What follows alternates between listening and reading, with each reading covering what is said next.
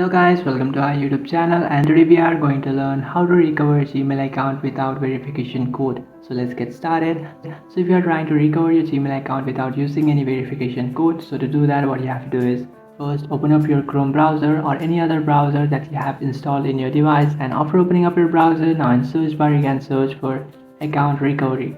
After searching for account recovery, now you'll find this first option which is from Google Help, which says how to recover your Google account from Gmail.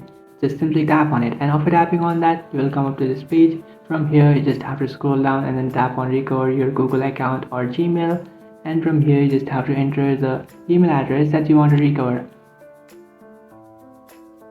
So after entering your email address, now it will ask you to enter your account's password. So what you can do is just simply tap on continue and then easily enter your account's password. So just simply enter the account's password, and after entering it you will be logged into your account. So here you can see guys, your account has been recovered and it's saying welcome back. You can update your password now if you have forgotten it. So you can just simply tap on continue, or you can just simply tap on update password and then update it.